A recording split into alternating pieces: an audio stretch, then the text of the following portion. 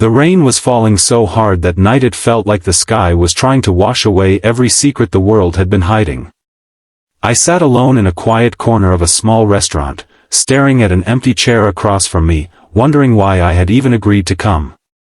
I thought it was just a simple dinner invitation from an old family friend. I had no idea that one sentence from a stranger would change the way I saw love, loss, and second chances forever. The moment she walked through the door, everything around me seemed to slow down. She looked around the restaurant, holding a small umbrella in one hand and a nervous smile on her face. Then her eyes found mine. She walked toward my table, stopped, and quietly said, "I'm sorry I'm late. I'm your blind date." I froze. For a few seconds, I couldn't even respond. A blind date? Me? That wasn't part of my plan. I hadn't dressed up for romance. I hadn't prepared a charming introduction.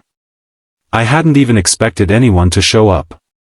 Before we continue, if you believe kindness, hope, and second chances can change someone's life, take a moment to like this video, share it with someone who needs hope, leave a comment, and subscribe to Echoes of Hope for more stories that remind us there is still goodness in the world.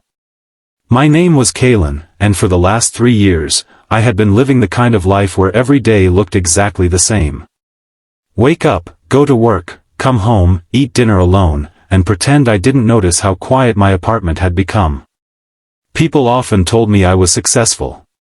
I had a stable job, a comfortable apartment, and everything someone might think they needed to be happy. But success feels strangely empty when there's no one waiting to hear about your day. 3 years earlier, I had lost the person who made my world feel complete. My younger sister, Maribel, passed away after a long illness. She was the kind of person who could walk into a room full of strangers and somehow make everyone feel like family. She believed people were not defined by their worst moments, but by the kindness they showed when life became difficult. After she was gone, I became someone I barely recognized. I stopped making plans. I stopped trusting people. I convinced myself that being alone was easier than risking another goodbye. That was why I almost ignored the dinner invitation from my aunt. She had called me several times, insisting that I needed to get out of the house. She said I had spent enough time hiding from life. I laughed it off, but she knew me too well. She didn't tell me she had arranged a blind date. If I had known, I never would have come. The woman sitting across from me introduced herself as Elowen. She had a calm voice and a warmth in her eyes that made me uncomfortable because it reminded me of something I had lost. I tried to be polite, but I kept my guard up. I answered her questions with short replies and avoided talking about anything personal. She noticed. Most people would have felt offended, but she simply smiled and said, "You're trying very hard not to be here." Her honesty caught me off guard. I looked down at my glass of water and admitted, I didn't know this was a date. She nodded. I figured. You figured? She laughed softly. Yes. Your aunt warned me you might run away before dessert. I couldn't help but smile a little. It was the first real smile I had shared with someone in weeks. As the evening continued, something strange happened. I stopped pretending. I stopped trying to protect myself from a conversation that wasn't even hurting me. Elowen didn't ask the usual questions people ask when they want to impress someone. She didn't ask about my salary or my achievements. She asked about the little things. What was the happiest day of your life? What is something you miss but never admit? What is something you wish people understood about you? Nobody had asked me questions like that in years. And somehow, I found myself answering. I told her about Maribel. I told her how my sister used to leave handwritten notes everywhere. Inside books. On the fridge. Even inside my jacket pockets. Tiny reminders that said things like, "Don't forget to smile today," or, "Someone is lucky to know you." I told Elowen that after Maribel died, I packed every note into a box and hid it away because looking at them hurt too much. Elowen didn't interrupt. She simply listened. That was something I had forgotten people could do. Most people wanted to fix grief. They wanted to say something that would make the pain disappear. But Elowen didn't try to erase my sadness. She just sat with it. Then she told me about her own life. She had lost her father when she was young. He had been a quiet man who never said much, but he showed love through small actions. He repaired broken things around the house, made coffee every morning, and always remembered everyone's favorite snacks. When he died, she said, I realized love doesn't always leave loudly. Sometimes it leaves behind small pieces of itself. That sentence stayed with me. For the first time in a long time, I wondered if maybe the people we lose never really disappear completely. Maybe they continue through the kindness they taught us. The dinner ended, and we stood outside under the restaurant lights. The rain had slowed into a gentle mist. I expected an awkward goodbye. Instead, Elowen looked at me and said, I know you didn't come here looking for anything. But I hope you don't let one painful chapter convince you the whole story is over. I didn't know what to say. So I just thanked her. The next morning, I woke up expecting to feel embarrassed about the entire thing. But instead, I found myself thinking about her words. For the first time in years, I opened the box of Maribel's notes. My hands shook as I lifted the lid. There were dozens of them. Some were faded. Some had tiny drawings in the corners. Some were barely readable. I opened one.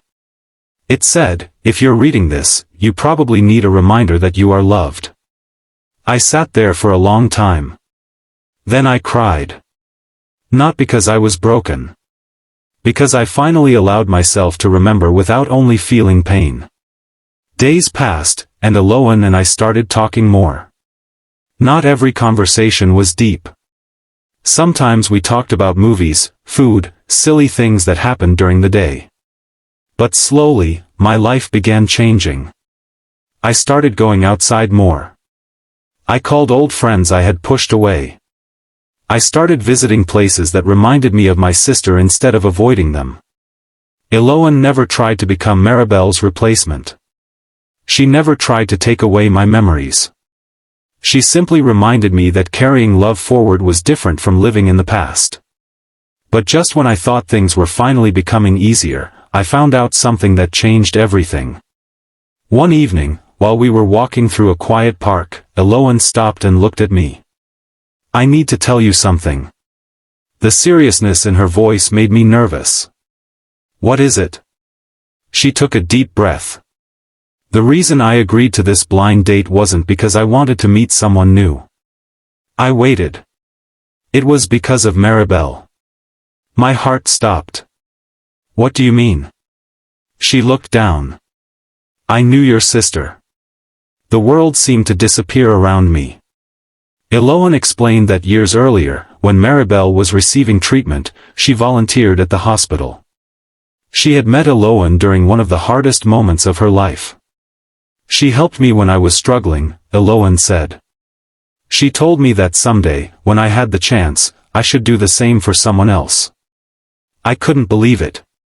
All those years, I thought I was the only person carrying the memory of Maribel. But she had touched lives I never knew existed. Elowen reached into her bag and pulled out a small envelope. My name was written on it. My hands trembled.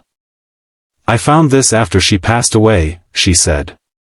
She asked me to give it to you if I ever met you. I opened it carefully. Inside was one final note. My sister's handwriting filled the page. Caelan, if you're reading this, I hope you understand something.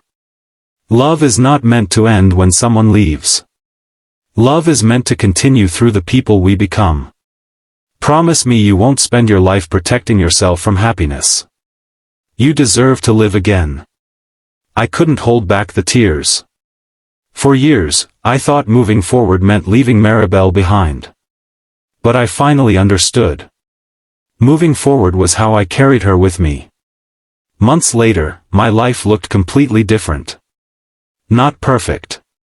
Not without challenges. But alive. I still missed my sister. Some days were harder than others. But I no longer feared those memories. I welcomed them. And Elowen became the person who reminded me that unexpected moments can become the moments that save us. A dinner invitation I almost ignored became the beginning of a new chapter. A stranger who walked into a restaurant became someone who helped me find myself again. And a love I thought I had lost forever became the reason I learned how to love life again. Before this story ends, I have one special request: leave a comment sharing one small act of kindness that someone has shown you. Your words might become the hope someone else needs today. And if this story touched your heart, please take a moment to engage with this video. Like, share, and subscribe to Echoes of Hope, because sometimes a simple story is enough to remind someone that they are not alone. Because sometimes, the invitations we almost refuse are the ones that change everything.